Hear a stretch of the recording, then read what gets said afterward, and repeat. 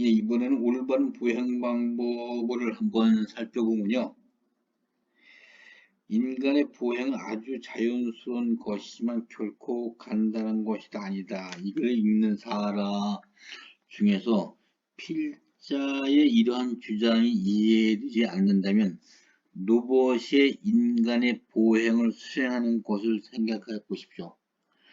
로봇에게 인간의 보행을 수행하기 위해서는 먼저 로봇에게 인간의 관절과 작용 범위를 입력해야 하며 보행 시 체중의 이동과 각 뼈의 복합적 상호작용들을 인간의 보행에서 관찰하고 이것을 프로그래밍해서 로봇에게 입력해 적용할 것이라고 보고 있습니다.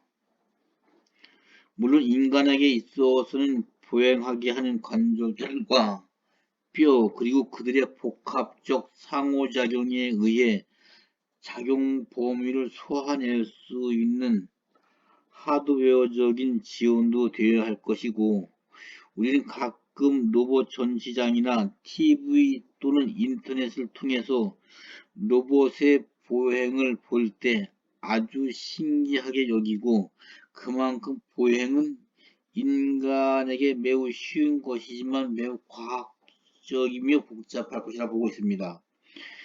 보행의 이해와 보행과 보폭, 상체와 보행 이 식으로 한번 살펴보겠습니다.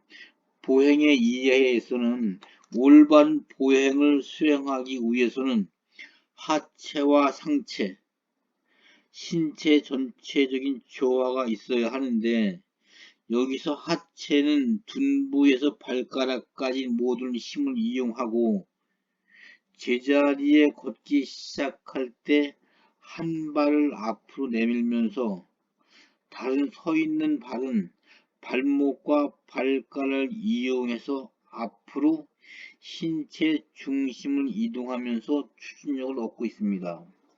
이러한 추진력으로 나간 발은 먼저 발 뒤꿈치가 지면에 닿고 뒤꿈치에서 발바닥 전체가 지면에 닿으면 중심은 완전히 이동이 되며 다시 다른 발이 앞으로 나가면 중심을 잡고 있는 발의 발목과 발가락의 힘을 이용해서 지면을 박차면서 앞으로 나가는 추진력이 있다고 봅니다. 이러한 동작들을 반복해서 보행은 이루어지며 더 빠르고 효과적인 보행을 위해 여러가지 신체의 자연적인 동작들을 볼 수 있을 겁니다. 보행과 보폭을 보면 걷는 것은 달리는 것과 다르다는 것을 알아야 합니다. 걸을 때와 달릴 때의 발목의 각도와 발의 신전 범위도 다르고 물론 보폭도 달릴 때 더 넓을 것이지만 보행 시 알맞은 보폭은 과연 어느 정도일까요? 이것은 그 사람의 신장, 특히 하체의 길이에 따라 달라질 것이라고 보고 있습니다. 그래서 보폭의 보행 시 두 발의 간격으로 보는 것이 문제가 있으므로 분당 몇 분나 걷는지를 통해서 계산하는 것이 더 현명하리라 생각이 되고요. 보통 느린 속도로 걷는 사람은 1분에 110보 정도의 속도로 걸으면 적당한 속도로 걷는 것은 분당 130에서 150보 정도 속도이며 빨리 걷는 사람은 분당 150보 이상을 걷는 것이라고 할 수 있습니다. 개인마다 하체의 길이가 다르므로 보행 시 거리는 조금씩 차이가 있을 것입니다. 보행 시 다리의 움직임은 허리와 골반에서 시작됩니다. 이렇게 허리와 골반을 이용하면 매우 빠른 속도로 보행할 수 있으며 필요 이상의 체내 에너지를 소비를 줄일 수 있고 이러한 원리를 잘 이용하는 것이 바로 경보시의 걸음입니다. 그리고 끝으로 너무 무리해서 큰 보폭이나 너무 좁은 보폭을 유지하는 것이 피하는 게 좋고요. 중요한 것은 뛰지 않으면서 가장 빠른 걸음을 할 수 있는 자신만의 보폭을 찾는 것이라고 보고 있습니다.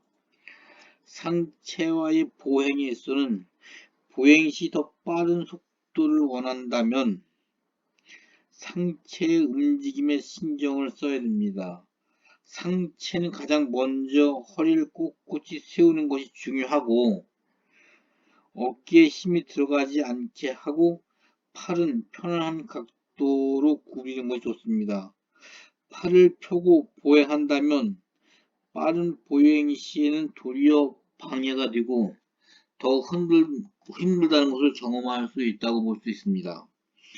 그리고 팔의 스윙은 팔꿈치를 움직이지 않고 어깨에서부터 흔들리는 추의 원리로 팔을 흔드는 것이고, 그리고 손을 너무 높게 흔드는 것, 즉 가슴 높이보다 높게 흔든 비효율적이며 양팔의 간격을 약 30cm 정도로 유지하면서 팔을 흔드는 것이 좋다고 보고 있습니다. 이러한 팔 흔들기는 등 부위의 운동이 될 것이고 손은 편안하게 가볍게 쥐고 보행하는 것이 좋다고 봅니다. 우리나라의 보행 전용 도로에 오토바이나 자전거 주행하므로 보행 시 조심해야 한다.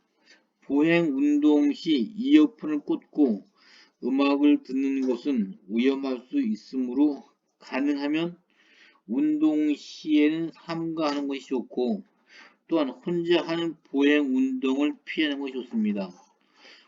혼자 하게 되면 지루해지기 쉬우나 2명 이상 거리면 대화도 하면서 더욱 즐거운 보행과 운동을 할 수 있고 그뿐만 아니라 보행 운동 시에 인한 사고는 없겠지만은 자전거와 부딪히는 것과 같은 사고를 당할 때에 도움을 받을 수 있고 보행 시 함께 대화함으로써 운동을 더 장기간 할 수 있는 동기 여부를 부여할 수 있다고 보고 있습니다. 우리가 준비 운동과 정리 운동을 한번 살펴보기 전에 우리의 걷는 것은 운동을 생리를 전가하면서 앞으로 삶의 어떤 우리가 고혈압, 고혈당, 고지혈증 등 다양한 질환이 만연하게 될 터인데 이것을 치료할 때 의학도 중요하지만 운동 처방이 먼저 중요한데 무슨 운동이라는 의문을 품게 되는데 거기서 찾은 것은 걷기 운동이라 보고 있습니다. 걷기 운동은 일반적으로 경쟁적 스포츠와 달리 비경제적, 비영리적, 비인연적 운동입니다. 걷기에 좋은 우리의 치료하는 고혈압과 고혈당과 고지혈증이고 걷기는 다른 거와 틀리게 비경쟁적이고 비영리적이고 비인연적인 운동이라고 보고 있습니다. 또 걷기는 남녀노소 누구나 언제 어디서나 즐길 수 있는 최고의 운동이므로 매일같이 활기차게 걷는 습관을 가지면 자신의 건강은 이미 보장된 것이나 다름이 없다고 볼 수 있습니다. 나름대로 걷기 운동은 어떤 식으로 대부분이 하느냐, 대부분 걷는 사람들은 그렇게 얘기하더라고. 버스나 지하철 탈 때 한 정거장 덜 가서 걷는 거, 또 2km 이내는 걸어보자, 3층까지는 계단으로 올라가자, 또 나름대로 가족끼리 아이들과 함께 손잡고 걷고 부부와 함께 손잡고 걷고 어르신과 손잡고 걷고 또 워킹 에코로지 운동 전개는 걷고 싶은 거리를 걷기, 사색하고 싶은 거리를 만들기, 1분 거리 만들기 이렇게 나오고 만보 걷기 운동 전개로는 1일에 6리터 7km 걷기 1에서 1시간 30분 걷기 1일에 300에서 500 칼로리 걷기를 하고 있습니다. 걷기는 모든 운동의 가장 원초적이라고 볼 수 있거든요. 걷기는 모든 운동의 가장 원초적이며 기본적인 운동인데 가장 등한시되고 있는 현실을 본 게 좀 마음에 좀 안타까움은 있습니다. 오늘날 그 현대 과학의 발달과 자동화 시설, 사람들이 운동을 등한시하게 만들고 비만과 고혈압과 당뇨, 심장병, 암 등이 발생하기 시작함으로써 혹자는 암보다는 무서운 병을 운동부족이라고 합니다. 암보다 무서운 병을 운동부족병이라고 합니다. 여기서 운동 부족하다는 것은 무슨 운동이 부족하다는 것일까요? 축구, 배구, 농구 이러한 운동 부족하다는 것이 아닙니다. 운동이 부족하다는 것은 사람이 하루 최소한 움직여야 할 움직임이 부족하다는 뜻을 걸어야 할 보수가 부족하다는 뜻입니다. 암보다 더 무서운 병이 운동 부족병인데 그 운동 부족병은 다른 말로 이야기하면 운동을 하지 않는 거죠. 하루에 최소한의 움직임에 미달린다고 보고 있습니다. 그리고 걷기 운동의 시작은 대부분 일상생활 속에서 걸을수록 늘려가는데 모든 국민이 걷기 운동을 실천한다면 이미 건강은 크게 보장받게 될 거라고 보고 있고요. 우리가 하루에 어떻게 얼마만큼 걸어 다니냐에 따라서 우리의 생명의 곡선은 변화된다고 보고 있습니다. 걷기 운동은 저탄소 녹색 성장, 에코로지 운동의 지름길이며 사회 안녕과 평화를 위한 기초 질서 운동이라고 보고 있습니다. 대부분 전국의 그 걷기 대회에 관해 소개한 데가 또 있고요. 대부분이 그 걷기 대회는 2월에는 제주 워킹 그랑프리 대회가 있고요. 4월에는 한국 100km 걷기 대회가 있고 5월에는 밀양 아리랑 걷기 대회가 있고 6월에는 고양 시민 걷기 대회 9월에는 부산 갈매기 전국 걷기 대회 10월에는 군산 새만금 전국 걷기 대회 10월은 원주 국제 걷기 대회 1월은 울산 태화강 전국 걷기 대회 이런 것이 있습니다.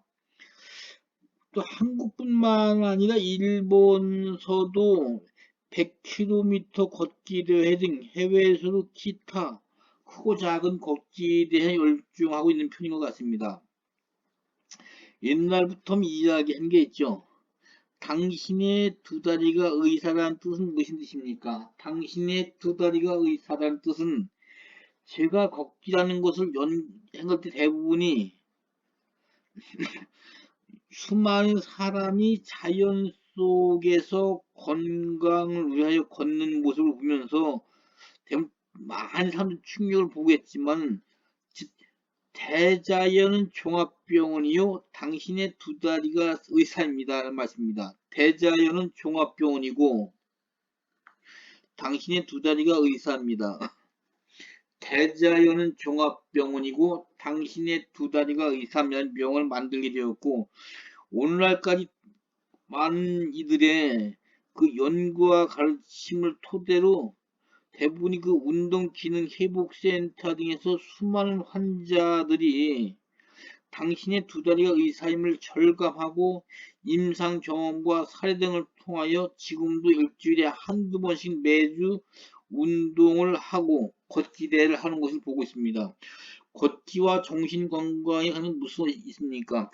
걷기는 모든 인간에게 준 평등의 축복이라고 보고 있거든요. 건강한 자는 더욱 건강하기 위하여 건강한 자는 더욱 건강하기 위하고 환자는 건강을 회복하기 위해 걷고 건강은 더욱 건강한 자는 더욱 건강하기 위해요. 환자는 건강을 회복하기 위해요. 마음이 힘들고 아픈 사람은 마음의 위로와 상처를 회복하기 위해 걷습니다. 걷기는 이렇듯 사람의 육체를 살리고 영혼을 일깨우는 운동입니다.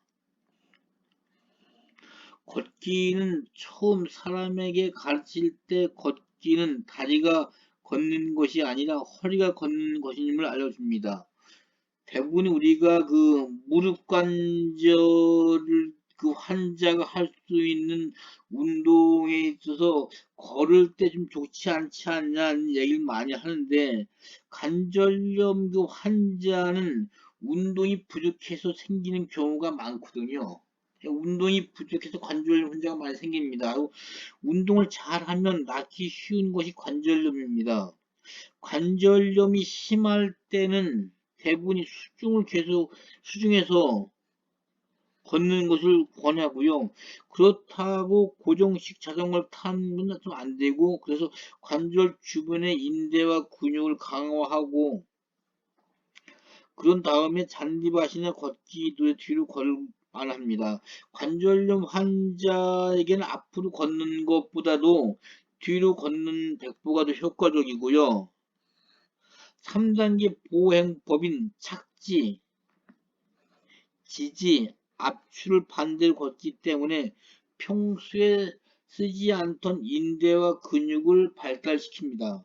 그리고 대부분이 워킹을 이야기할 때 폴은 관절의 체중을 경감시키고 분산시키는 효과가 있어서 체중에 충격을 줄 수 있습니다. 반드시 여러분들 운동은 등척성 운동입니다. 우리가 등척성 운동은 대부분이 근육의 길이는 일정한데 장력이 변하는 운동, 벽에 손바닥을 대면 근육의 길이는 일정한데 손바닥을 밀면 장력이 변함으로써 관절이 아픈 다리를 들고 관절 주변의 인대와 근육을 강화하는 방법을 보강하면 매우 좋다고 보고 있습니다. 축구 선수는 연골이 손상되더라도 관절 주변의 근육이 많이 발달되어 있어 극복하기 좋고요.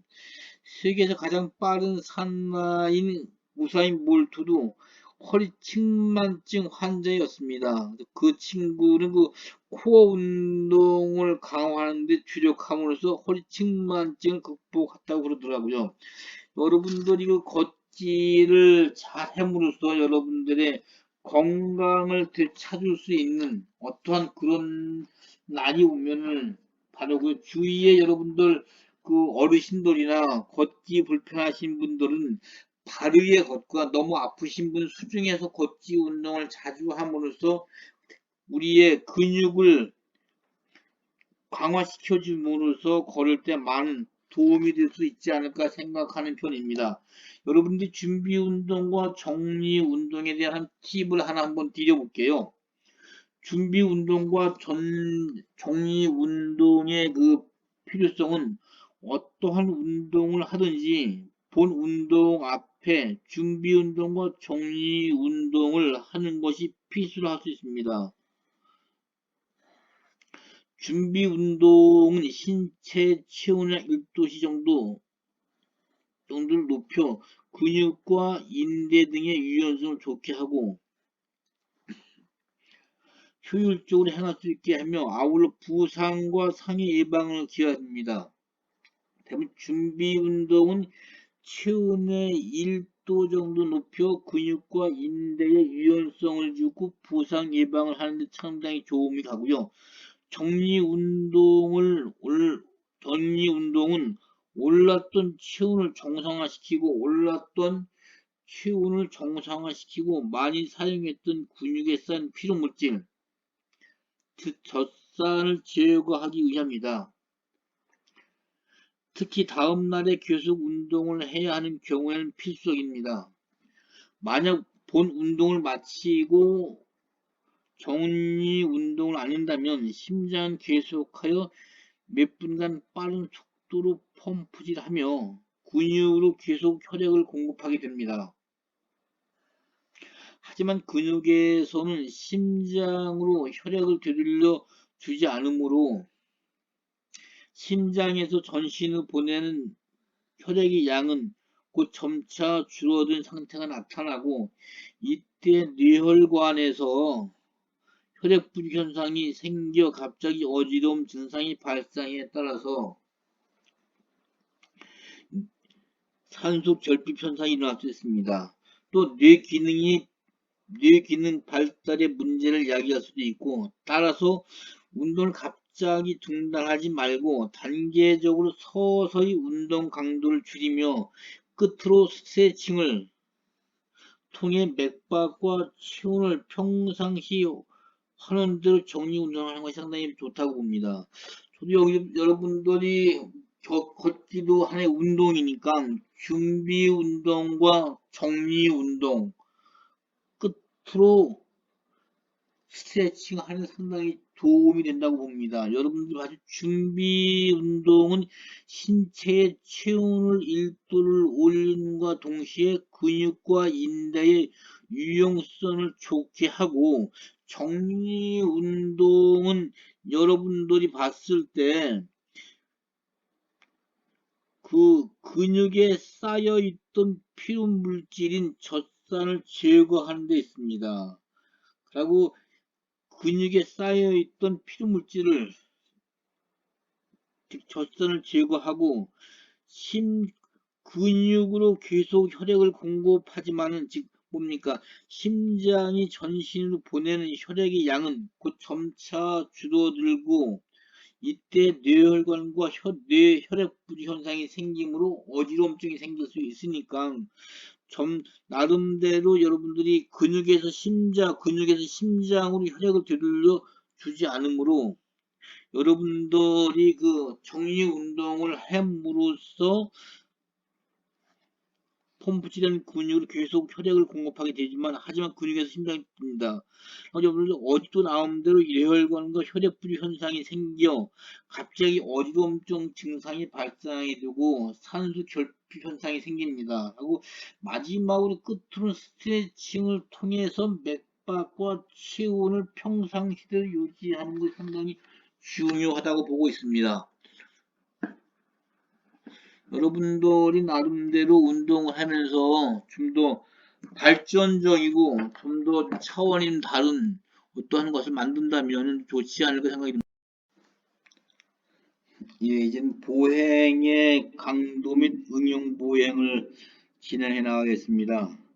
자신이 하고 있는 그 보행의 강도를 측정하는 것이 필요한데, 이러한 운동 강도의 측정에 사용되는 것들에는 여러 가지가 있지만은, 여기에서 일반인들에게 쉽게 접근할 수 있는 두 가지만 제시하겠으면은, 첫 번째 것은 공식에 의한 최대 심박수를 구하는 것이고, 이 경우에 개인 차이에 의한 오차가 10박 정도로 포함되어 있고, 최대 심박수 추정률은 공식을 다음과 같습니다.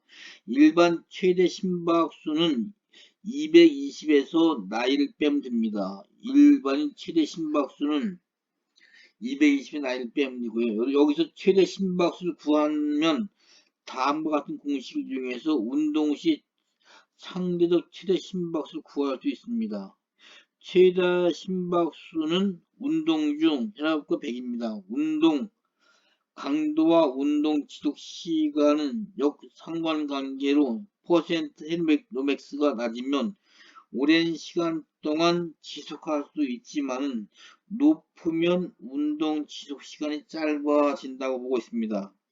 그리고 운동 강도와 체내에 동원된 에너지원과 상관관계에 대해서 너무 복잡하고 그 내용이 본 장애 주제를 벗어나므로 여기에서는 다루지 않기도 했고, 자세한 내용을 알고 싶은 독자들은 에너지의 그 운동 역할 서두를 참고하시길 바라고 있습니다. 그리고 신체 운동 심혈관계에 미치는 영향은 도표를 봐서 한번 여러분 찾아보시기 바라고요.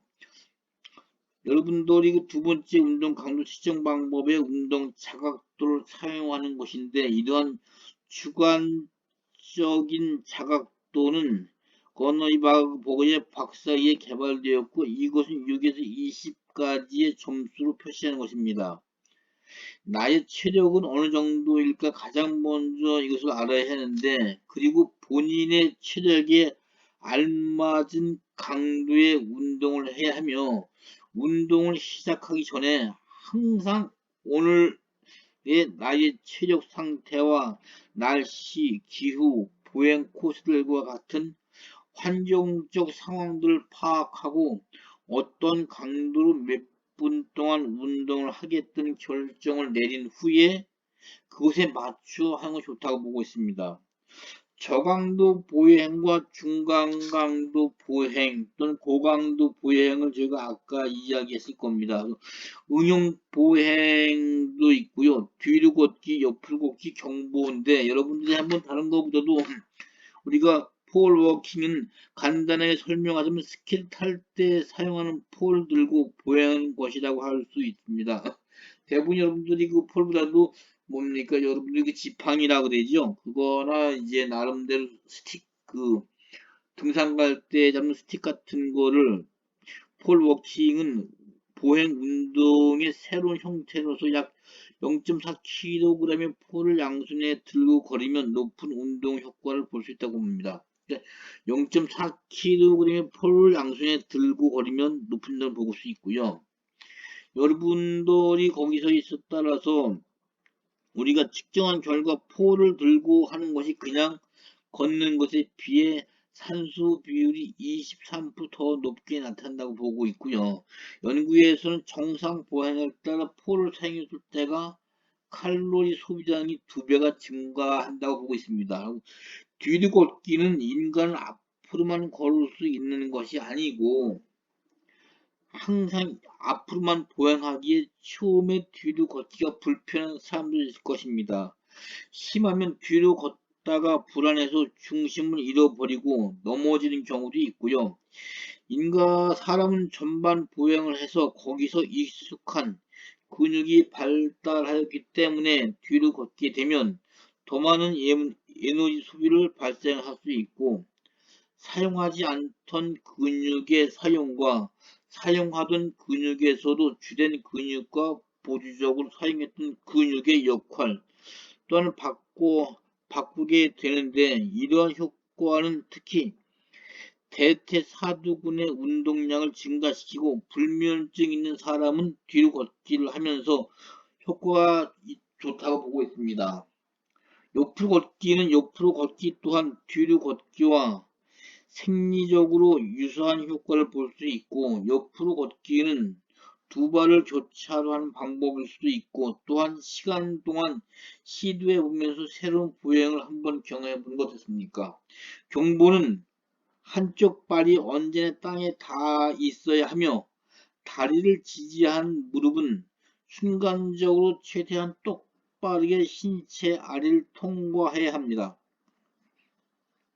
이 두 가지는 모두 경기 곳곳에 있는 심판원들 눈에 의해 판독됩니다. 이러한 정부는 100여 년 전부터 있었고, 1908년 올림픽 경기서부터는 종목이 채택되었고, 여성은 92년 올림픽에서 10km 경주 때 처음으로 참가하였고, 이때 경보 속도는 평균 7마일 정도였습니다. 여러분들이 봤을 때 이런 경보 기술은 발가락 끝으로 미는 힘과 등 쪽 근육을 사용한 팔의 슈잉 동작과 같은 기술들을 사용하는데, 그 일반적인 보행과 달리 둔부의 지나친 움직임들은 경보자가 경보 시 생기는 불필요한 반동이 없어서 더 많은 거리를 나아가도록 하기 위한 동작으로, 훌륭한 경보 선수는 머리를 수평으로 유지하고 무릎을 뻗어 나갈 수 있다고 봅니다. 우리 관절 건강을 위한 한번 팁을 한번 여러분들 읽어보겠습니다. 관절이 건강하면 삶이 행복하신다는 말이 있습니다. 우리의 몸은 206개 크고 작은 뼈로 구성되어 있는데 관절은 이들의 뼈와 뼈 사이의 이음새 역할을 하는 기관이고 일상생활을 통해 관절이 일일에 10만 회 정도 움직인다고 합니다. 관절염에는 골관절염이라고 불리는 퇴행성 관절염과 류마티스 관절염이 있는데 퇴행성 관절염이란 관절 연골이 많이 파괴되어 주위 골의 퇴행성 변화가 나타나서 생기는 관절염이고요. 주로 체중이 많이 받는 관절, 즉 무릎 관절과 엉덩이 관절 등의 심한 통증과 운동 장애가 나타나며 과도한 체중 부하가 지속되었을 때는 잘못된 자세로 일을 오래 했을 때 사고 등으로 관절에 충격이나 손상이 있을 때 태어날 때부터 관절에 이상이 있는 경우 등을 발명합니다. 류마티스 관절염은 퇴행성 관절염 다음으로 흔한 질환으로 그 원인을 확실하게 알아내지 못하고 있으나 우리 몸속의 면역 기전에 이상이 생겨서 오는 병으로 백혈구들이 세균 등의 이물질이 아닌 자신의 몸을 스스로 공격하기 때문에 생긴 병이라고 가설이 있습니다. 류마티스 관절염 증상을 여러분이 살펴보면은 주로 작은 관절인 손가락, 손목, 팔꿈치, 무릎, 발 같은 관절이 붓거나 쑤시고 아프며 특히 아침에 일어났을 때 관절의 통증을 느끼고 뻣뻣해서 잘 움직이지 못하는 경우가 많습니다. 퇴행성 관절염과 다리 좌우와 같은 부위에 대칭적으로 발생하고 퇴행성 관절염이 무릎 관절염과 엉덩이 관절 등 관절에서 흔히 나타나지만은 류마티스 관절염은 작은 관절에 주로 나타내는 특징이 있고 그리고 관절염은 30세 이후에 특히 많이 나타나며 여성이 남성보다 약 3배가량 많이 발생하지만은 50세 이후에는 성에 따라 빈도는 비슷해진다고 보고 있습니다. 관절 부상으로부터 예방을 하고 더욱 건강하게 유지하는 방법은 다음과 같습니다. 관절을 보호해주는 건강식을 섭취하고 이상적인 몸무게를 유지하고 규칙적인 운동을 하고 상처를 잘 치료하는 것이 상당히 좋다고 보고 있습니다. 관절 보호해주는 건강식을 섭취할 때는 미네랄이 풍부한 음식을 섭취하고 비타민C는 관절의 모세 혈관의 벽을 보호하고 통증과 부종을 예방해준다고 보고 있습니다. 류마티스 관절염의 경우는 신선한 등 푸른 생선 기름이 있는 불포화 지방산 통증과 염증 해소가 좋다고 보고요. 비타민 B9는 부기 해소가 좋으며 혈액순환에 좋고 신경을 보호해주고 비타민 B9의 음식으로는 현미, 우유, 땅콩, 건푸도, 참깨 등을 들 수 있습니다. 칼슘, 마그네슘, 아연과 같은 미네랄이 풍부한 음식으로는 우유, 잔뼈 생선, 정어리, 미역, 다시마 같은 것을 들 수 있고요. 이상적인 몸무게를 유지하는 데는 자신의 키에 맞는 적절한 몸무게를 유지하는 것이 좋습니다. 규칙적인 운동을 하는 데 있어서는 관절의 자연적인 순환을 통해 통증을 느끼지 않고 움직일 수 있는 운동을 하여 근육과 인대, 건뼈를 강화하게 나타나고 처음에는 관절의 부담을 적게 해주는 수영과 자전거 타기 등의 운동으로 가볍게 시작을 하고 익숙해지면 걷기와 가벼운 조깅으로 올라가는 게 좋다고 봅니다. 상처를 잘 치료하고 부상은 2차선 관절 원인이 될 수 있다고 봅니다. 여러분들 마지막으로 수업에 있어서 관절 부위의 결합 조직 증식을 없애는 스트레칭 운동을 습관화시킵시다. 관절 부위의 결합 조직의 증식을 없애는 스트레칭. 우리 몸에는 250여 개 관절이 있으며, 즉 206, 우리 몸에는 206개의 크고 작은 뼈로 구성되어 있고, 우리 몸에는 206개 크고 작은 뼈로 구성되어 있고 250여 개 관절이 있으며, 206개 크고 작은 뼈와 250개 관절로 연결되어 있으며, 모든 관절을 좀 부드럽게 움직일 수 있는 능력은 건강이 상당히 중요하다고 볼 수 있습니다. 그러나 관절을 동작을 할 때마다 어떤 범위 내에서는 관절이 가지고 있는 고유의 가동 범위를 가동하지 못하게 하는 요인이 바로 근과 건과 인대, 근주막 등이 있고, 관절의 가동 범위를 억제하는 요소에 대해는 강제로 신전 운동을 시킴으로써 유연성을 크게 개선할 수 있다고 봅니다. 신전 운동, 스트레칭을 시키면서 유연성을 크게 개선할 수 있다고 보고요. 관절의 가동성은 연령이 많을수록 작아지며 연령이 적을수록 큰데, 이제는 억제 요인, 근, 건, 인대 등 결합 조직 증식되어 있기 때문이라고 볼 수 있습니다. 우리가 일상생활에서 관절의 가동 범위를 펴지 못하고 기량근을 수축시켜 가동 범위를 축소시키는 이유는 관절의 탈구나 인대의 단열과 같은 상해를 막기 위해서지만은, 이러한 동작을 반복한다면 그 부위의 결합 조직을 증식시키고 마침내 관절의 가동 범위를 단축하고 많은, 즉 유연성을 저하시킨 요인이 되고, 오른손의 오른팔, 왼팔보다 가동성이 떨어지든지 농부의 허리가 망국된 현상을 나타내는 일이 주근이라고 할 수 있습니다.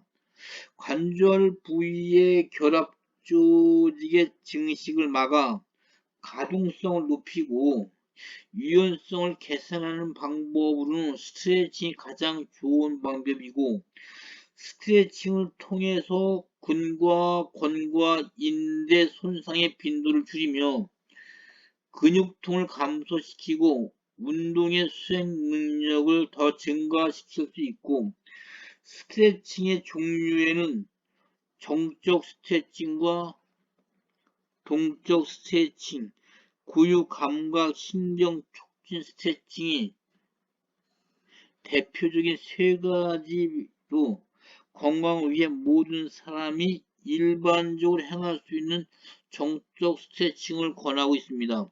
스트레칭에 대해서 한번 지켜보겠습니다. 여러분들이 가장 편안히 느끼는 스트레칭 감각을 터득하여 실시하고 부드럽게 천천히 하고 반동을 이용하게 되면 과신전이 되어 근, 건, 인대에 손상을 주어 오히려 유연성을 떨어뜨립니다. 그러므로 스트레칭 중에는 절대로 반동을 이용하지 않도록 하는 게 좋습니다.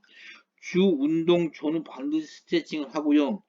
처음에 실시하는 몇 주간 동안에는 근육에 힘을 빼고 편안하게 신전시키면서 10초 이상 그 상태를 유지하고, 발전 단계에 이르면 약간 더 힘을 주어 근육을 긴장시키면서 10에서 30초간 그 상태를 유지하는 것이 바람직하다고 보고 있습니다. 긴장 전까지 그러나 근육통에 느껴지지 않는 범위 내에서 스트레칭을 하고요. 스트레칭 시 호흡은 평소처럼 자연스럽게 하고, 호흡을 멈추는 것은 근육을 수축할 수 있어 근육경련을 일으킬 수 있습니다. 신체의 양쪽에 스트레칭이 되어야 하고 발바닥 전체를 지면에 밀착시키고 몸을 충분히 지탱하는 것이 중요하고, 그리고 서 있는 자세보다 앉은 자세나 누운 자세에서 여유로운 기분을 하면 좋습니다. 스트레칭의 효과를 높이기 위해서는 보조 도구로 봉, 로프, 대형 풍선 등을 이용하면 효과적이고요. 스트레칭 시 정신 집중하면 실시합니다. 스트레칭을 시작하면 매일 규칙적으로 실시하는 게 좋고요. 아침에 기상시와 저녁 잠자리 들기 전에 운동 시간을 활용하는 것이 매우 효과가 있습니다. 동적 스트레칭은 발레, 체조 등 극도의 유연성이 있어야 하고 선수들에게는 주로 필요한 방법이며, 고유 감각근 신경 촉진 스트레칭은 재활치료 시 많이 사용되고, 스트레칭으로 도움을 줄 보조가 필요하면 과신장될 위험이 있으므로 정적 스트레칭 방법이 가장 적은 양의 긴장으로 유연성을 증가시킨 가장 안전한 방법이라고 보고 있습니다. 만약 스트레칭에 부담을 느껴 실시하지 못한 사람은 일상생활 속에서 목과 어깨와 발목, 허리를 돌리거나 팔꿈치, 손목, 손가락 마디의 관절을 풀어 이완을 시켜주는 습관을 들인다면 운동 상해 예방에 뿐만 아니라 관절 부위 결합의 조직의 증식을 막아 가동을 높이는 데 많이 도움이 될 것이라고 보고 있습니다. 여러분들이 봤을 때 그 정적 스트레칭은 상당히 몸에 좀 편안하고, 여러분들 잠자기 전에 스트레칭을 많이 하는 것이 상당히 좋지 않은가 합니다. 여러분들이 걷기 운동을 걷기를 한번 살펴봤는데, 여러분들이 좀 여기에 어떤 식으로 여러분들 거리를 할까, 다리가 휘어지는 경우로 달릴 시 부상의 위험이 있는가? 예, 있습니다. 여러분이 그 휘어진 다리를 살펴보면 발을 붙이고 서서 무릎의 사이의 간격을 보면 알 수 있을 겁니다. 여러분들 걷기 운동에서 여러분들은 가장 제가 말한 것처럼 여러분들이 우리의 생명의 곡선은 하루에 어떻게 얼마만큼 걷느냐에 따라 변화된다고 했습니다. 생명의 곡선은 어떻게 얼마만큼 걷느냐에 따라 변화된다고 하고 있습니다. 여러분들이 걷는을 여러분들이 어떻게 걷느냐에 따라서 많이 건강이 향상되고 하니까 그 효과 면에서는 강도가 약한 운동일수록 에너지원으로서는 지방질을 많이 사용하게 됩니다. 처음 이야기했지만 강도가 약한 운동이 약한 일수록 에너지 강도가 약하고 강도가 약한 운동일수록 지방진이 많이 사용하게 되고, 운동 시간이 길수록 지방진이 많이 사용됩니다. 그렇죠? 지방진이 많이 사용되는 것은 강도가 약하고 시간이 길수록 지방진이 많이 산화되는 겁니다. 진환진이 많이 산화되는 것은 강도가 약하고 운동 시간이 길으면 지방진이 많이 빠지니까, 여러분들이 복부 지방에 가장 좋은 거는 강도가 약한 걷기와 긴 시간이 필요한 걷기가 여러분 복부 지방을 빼는데 가장 효과적이지 않을까 생각합니다. 수고했습니다, 여러분.